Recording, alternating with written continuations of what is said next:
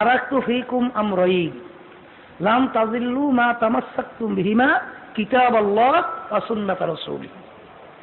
তোমাদের কাছে আমি দুইটা জিনিস রেখে গেছি, যদি মজবুত করে ধরতে পারো তোমরা গোমরা হবে না, ধ্বংস হবে না, জাহান্নামে যাবে না।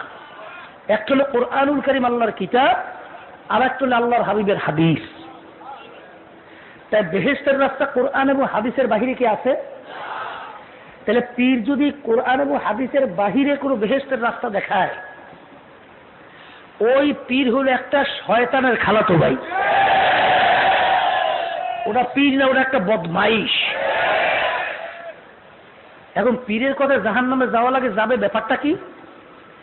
একদল বাবা বের হয়েছি, তারা ওই শাগরেদদেরকে বলে, তোকে মুরিদ করছি, যদি তোকে বেহেশতেই না নিতে পারি আমি কেমন পীর হইলাম আর তুমি কেমন মুরিদ হইলাম?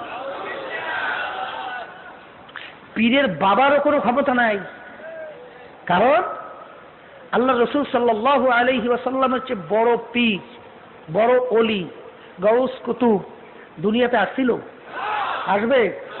তাহলে আল্লাহর হাবিবের চেয়ে বড় ওলি দুনিয়াতে নাই, আর বড় পীরও নাই। আল্লাহ রসুল সাল্লাল্লাহু আলাইহি ওয়াসাল্লাম দুনিয়ায় থাকা অবস্থায় তার কলিজার টুকরা সন্তান ফাতেমা রাদিয়াল্লাহু তাআলা আনহা তাকে লক্ষ্য করে বলছেন, ইয়া ফাতিমা আনকিযি নাফসাকা মিনান নার।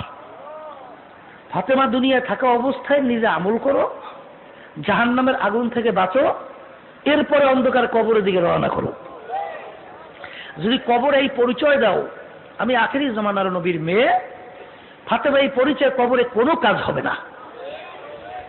তা আল্লাহর হাবিব সাল্লাল্লাহু আলাইহি ওয়াসাল্লাম যদি তার মেয়ের ব্যাপারে কবরে কোনো নাজাতের গ্যারান্টি দিতে না পারে, এমন কোন পীর জ্বালাইলো, এমন কোন বাবা জ্বালাইলো যেই বাবা, যেই পীর তার মুরিদদেরকে নাজাত করে জান্নাতে নিতে পারবে?